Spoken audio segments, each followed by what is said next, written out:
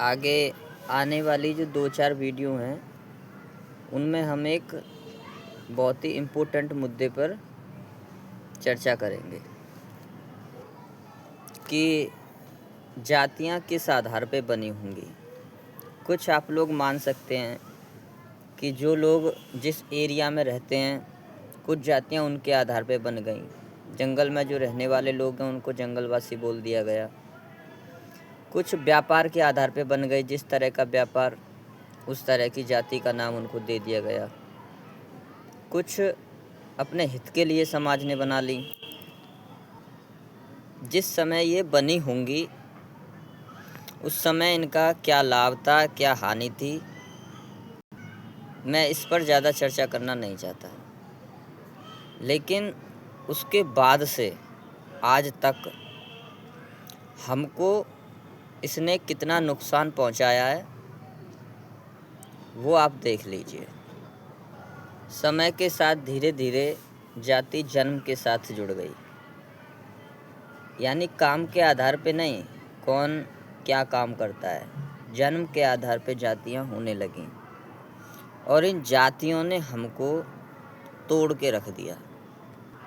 आप देखो, दुनिया का ऐसा कोई देश नहीं है जिस पे जाके हमने आक्रमण किया हो और उसको जीता हो। बाहर से लोग समय समय पे आए और हमको उन्होंने हराया, हमारी सभ्यता को नष्ट किया, हमारे धन को लूट के ले गए, हमारे लोगों को मार दिया, हमारे बच्चों को मार दिया, स्त्रियों को मार दिया, उनके साथ व्यभिचार किया। हमारी जो संस्कृति हमारे निर्माणों में थी, मंदिरों में थी, बिहारों में थी, बहुत सारे ऐतिहासिक जो जगह थी उनको उन्होंने पूरी तरीके से नष्ट कर दिया। आप अगर इनके कारणों को देखें ना कि ऐसा क्यों हुआ, तो आप पाएंगे कि जब बाहर का अटैक हुआ तो हमारे जो लोग थे वो एकता में नहीं थे, क्योंकि जातियों ने हमको बांट के रखा है हमेशा। आज भी और समय समय पर भी आप ये तर्क दे सकते हैं कि नहीं, जाति का ये फ़ायदा होता है, वो फ़ायदा होता है। आपके दिमाग के लिए शायद ये अच्छा होगा, लेकिन अगर आप देश हित में सोचें, समाज के हित में सोचें, तो ये बहुत बड़ा नुकसान का कारक हमारे लिए रहा है।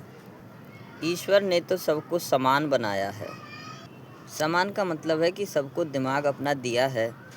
कोई दूसरा ये तय नहीं कर सकता कि उसे क्या सुविधाएं मिलनी चाहिए, क्या सुविधाएं नहीं मिलनी चाहिए।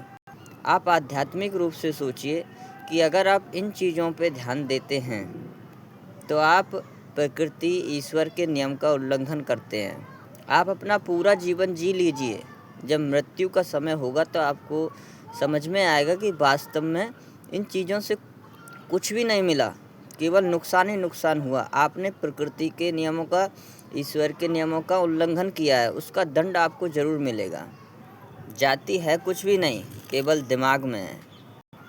जो व्यक्ति ऐसी चीज़ों पर बहुत ज़्यादा विचार विमर्श करता है, बहुत ज़्यादा कट्टरतावादी है, आप देखिएगा अगर वो सोचने बैठे रात को उसको नींद तक नहीं आएगी, क्योंकि उसने प्रकृति के नियमों का उल्लंघन किया है। उसका दंड उसको अवश्य मिलना है। आपका मन जो साफ, शुद्ध, पवित्र होना चाहिए वो गंदा हो जाता है ऐसी सोच से।